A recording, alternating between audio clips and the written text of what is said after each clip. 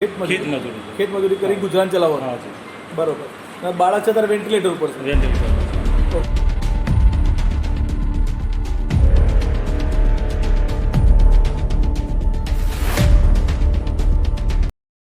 નમસ્કાર દર્શક મિત્રો, ફરીથી આપનું સ્વાગત છે મારી યુટ્યુબ ચેનલ સર્પમિત્ર પ્રદીપ પટેલની સાથે. મિત્રો, આજે ચેનલ છે એની અંદર હું અવારનવાર સાપોના રેસ્ક્યુના વિડીયો અપલોડ કરતો હોઉં છું. સાથે સાથે જરૂરિયાતમંદ પરિવાર હોય કે જેમને આર્થિક નાણાકીયની જરૂર હોય એવા પણ મેં અગાઉ 2 પરિવારના વિડીયો અપલોડ કરેલા હતા, જેમાં પણ આપનો પૂરો સાથ અને સહકાર મને મળેલો હતો. એ બદલ હું સર્વ દર્શક મિત્રોનો હૃદયપૂર્વક આભાર વ્યક્ત કરું છું. આજે મિત્રો ફરીથી એક એવા પરિવારની જરૂર પડી છે અને આ પરિવાર આવેલો છે અત્યારે સાબરકાંઠા જિલ્લાના ઈડર તાલુકાના દિયોલી ગામમાં. અને આ પરિવારમાં 11 વર્ષનો બાળક છે નીલમણી શૈલેષભાઈ રાઠોડ. અને આ જે બાળક છે દર્શક મિત્રો, એને GBS નામનો કોઈ ગંભીર વાયરસની બીમારીથી અત્યારે પીડાઈ રહ્યું છે. અને આ બાળક અત્યારે અમદાવાદ ખાતે જીવન મરણના ઝોલા ખાઈ રહ્યું છે. તો હું અને મારી જોડે છે આજે મોજ કરોની ટીમ, અને અમે આજે જઈ રહ્યા છીએ એ પરિવારની મુલાકાતે મિત્રો. તો અંત સુધી બન્યા રહો આ વિડીયોની સાથે. અને મારી જોડે જે છે અત્યારે આજે મિત્રો મોજ કરો ટીમના, તે એમની પણ એક ચેનલ ચાલુ રહી છે અત્યારે મોજ કરો. તો આ પણ ચેનલ આપ આપણા પરિવાર જોડે આપણા બાળકોને બતાવી શકો છો. અને આ વિડીયો સાથે અંત સુધી બન્યા રહો. તો અમે અત્યારે જઈ રહ્યા છીએ દિયોલી ગામના આ પરિવારની મુલાકાતે.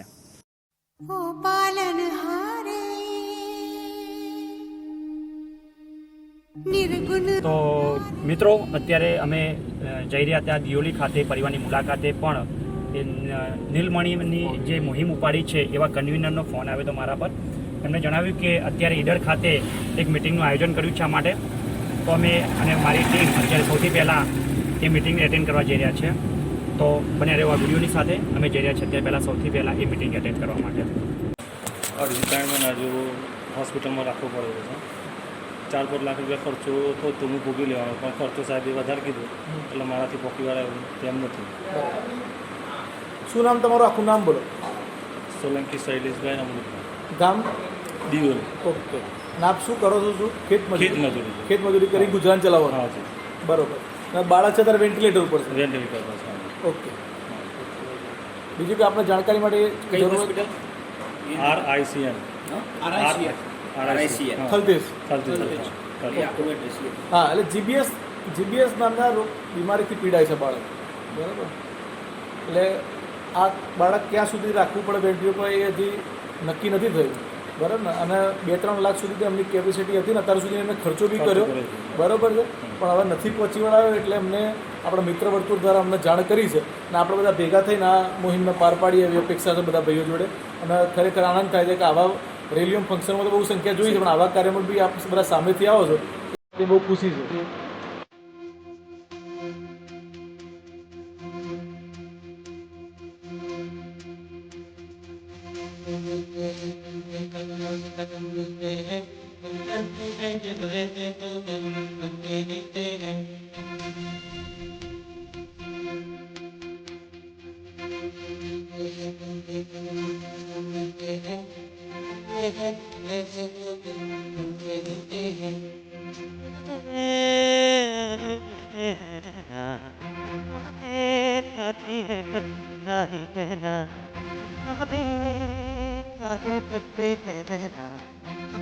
સૌને ગમે સંસારમાં લાખ વાતું એ લેવું, પણ દુનિયામાં દેવું એ તો વહમું લાખા વિસિયા.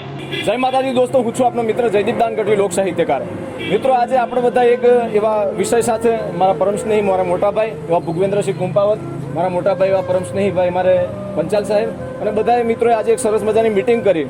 અમારે બાજુનું દિયોલી ગામ અને ત્યાંના એક ભાઈ એટલે કે શૈલેષભાઈ રાઠોડ અને એમનો દીકરો એટલે કે નીલમણી. અને એ દીકરો અત્યારે ગંભીર બીમારીથી પીડાઈ રહ્યો છે, જેની સારવાર માટે થઈને 18 લાખ રૂપિયાની જરૂરિયાત છે. હમણાં વીર પ્રતાપ ફાઉન્ડેશન વતીથી એક ધૈર્યરાજસિંહ રાઠોડ નામના એક બાળક માટે થઈ અને 16 કરોડ રૂપિયા મિત્રો 16 કરોડ રૂપિયા ભેગા કરી શક્યા હતા. તો 18 લાખ રકમ છે એ ગુજરાતની જનતા માટે, સાબરકાંઠા માટે, ઈડર માટે બહુ નાની રકમ કહેવાય.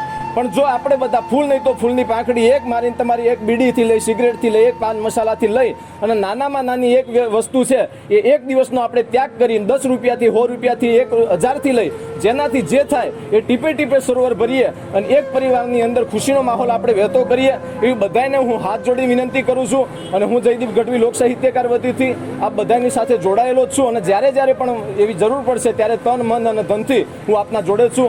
અને ફરી વાર ભૂપેન્દ્રસિંહ કુંભાવતને હું ખૂબ જ શુભેચ્છાઓ પાઠવું છું અને વધારેમાં વધારે કાર્ય કરી શકો આપ આવા અને હજારો લોકો સુધી જેમના પરિવારમાં આવી રીતે ખુશીઓનો માહોલ ફરીથી આપ પહોંચાડો એ હું માતાજીને પ્રાર્થના કરું છું. બધાને વંદે માતરમ, જય માતાજી. चमन तेरा वतन आंखों से अपनी संकल्प बोल के हम तो निकल पड़े हर द्वार खोल के गगन कहे.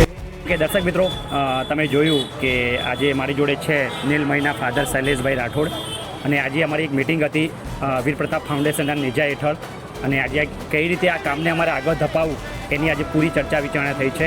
અને દર્શક મિત્રો, જે પણ હું અત્યારે સાપને રેસ્ક્યુ કરું છું ને આપની જોડે જો 100-200 રૂપિયા આપ મને ફંડ ફાળો આપો છો એનો હું આવી રીતે સદુપયોગ કરું છું મિત્રો. અને ક્યારેક હું ફંડ લઉં છું જે પણ પરિસ્થિતિ પ્રમાણે. કોઈની પરિસ્થિતિ એવી હોય તો ફંડને હું જતો પણ કરું છું, ત્યાં લઈ પણ નથી શકતો.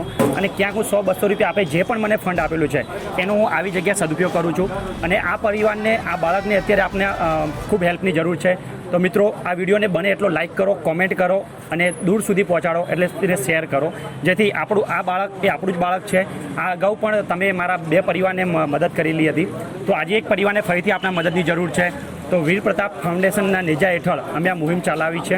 તો પ્લીઝ વિડીયોને લાઇક કરો, કોમેન્ટ કરો અને પૂરી ડિટેલ્સ બેંક એકાઉન્ટનું આની અંદર મેં ડિટેલ્સ જોઈન્ટ કરી છે. તો આપ ડાયરેક્ટલી એકાઉન્ટની અંદર આપનું યથાશક્તિ પ્રમાણે, ફૂલ નહીં તો ફૂલની પાંખડી પ્રમાણે. દાનની કોઈ વ્યાખ્યા નથી હોતી. દાન 5 રૂપિયાનું પણ હોઈ શકે અને વધારે બને એટલું પણ હોઈ શકે છે મિત્રો. એટલે દાનની કોઈ વ્યાખ્યા છે નહીં. આપના યથાશક્તિ પ્રમાણે આપ આ પરિવારને મદદ કરી શકો છો અને આ બાળકને આપ હસતું ખેલતું કરી શકો છો મિત્રો. અને આ જ વિડીયો સાથે જય હિન્દ, જય ભારત, ધન્યવાદ મિત્રો. તું રડાવે, તું હસાવે, તું બોલાવે દ્વારે, તું બોલાવે દ્વારે. નિરાશા આશા સામે જ્યારે જ્યારે હારે, જ્યારે જ્યારે હારે. જય માતા, જય મહાકાલ મિત્રો. ભૂપેન્દ્રસિંહ કુંભાવત, સ્થાપક વીર પ્રતાપ ફાઉન્ડેશન. આ અગાઉ પણ ઘણા અમારા ફાઉન્ડેશન દ્વારા કાર્ય કર્યા છે અને ખૂબ આનંદ થાય કે જેમ સર્પ મિત્રોને મોજ કરો ટીમ મળી. કેમ કે આપણા જેવા ભાઈઓ જે ગામની બહાર પણ મળતા છે, ખૂબ આનંદની વાત થાય છે. કેમ કે સેવાકીય પ્રવૃત્તિથી લાભ લેવાના તો ઘણા વ્યક્તિઓ છે, પણ સેવાકીય પ્રવૃત્તિથી જોડાઈ અને સમર્પિતની ભાવના બતાવવાના લોકો બહુ ઓછા હોય છે. એટલે હું ખૂબ આભાર વ્યક્ત કરું છું કે મોજ કરો ટીમ અને સર્પ મિત્ર, મારા ખાસ પરમ મિત્ર કચ્છી પટેલ સાહેબને, કે આપ જે કાર્ય કર્યો છે એ ખરેખર ઉદાર ભાવે કરી રહ્યા છો. અત્યાર સુધી નામ સાંભળ્યું હતું 2 ટીમનું, પણ આજે દર્શન પણ થઈ ગયા અને ખરેખર આનંદ થઈ ગયો. અને એક વિશેષ વાત કરીશ કે અમને જે સેવાના જે પૈસા મીન્સ કે સર્પ મિત્ર ગ્રુપ ચલાવે છે, એમાં જે પણ સાપના રેસ્ક્યુ કરે છે એમાં 100, 200, 500 રૂપિયા જે સેવાના લે છે એ ટોટલી ફંડ આ તે પ્રવૃત્તિ, સેવાકીય પ્રવૃત્તિમાં જ વાપરે છે. એમના ઘેર નથી લઈ જતા. અને આજે તાજો દાખલો ગણે તો 5100 રૂપિયા અમને આજે પણ અમને આ મદદમાં આપ્યા છે, નીલમણીની મદદમાં. આવો સર્વે સમાજ ભેગા થઈ અને એક માનવતાનો દાખલો પૂરો પાડીએ. આવા ઘણા ફાઉન્ડેશનો, ઘણા સામાજિક સેવા સંસ્થાઓ છે અને સામાજિક આગેવાનો છે, બધા ભેગા મળી અને નીલમણીની સ્વાસ્થ્ય સારું થાય માટે પ્રાર્થના પણ કરીએ અને જોડે 100 રૂપિયાથી લઈ અને આપણી યથાશક્તિ દાન આપીએ અને અપાવીએ. તો એક વિનંતી કરવા માગું છું, રામ મંદિર માટે પણ આપણે ઘણા બધા દોડ્યા છીએ, મહેનત કરી છે, કરવી જ જોઈએ. રામ મંદિર આપણું એક આસ્થાનું કિરણ છે, પણ એક નાનકડા રામ, આ નાનકડા બાળક નીલમણીમાં પણ છે. તો આ નાનકડા રામ બચાવવા પણ થોડી મહેનત કરીએ. બધા ભાઈઓ વિનંતી કરું છું કે સર્વે સાથે મળી અને આને એક ઝુંબેશ છે અને ધકેલીએ. સર્વે સાથે મળી ઓછામાં ઓછા 10-15 દિવસમાં આપણે 18 લાખ રૂપિયા સુધી પહોંચીએ એવી અપેક્ષા રાખું છું. જય મહાકાલ.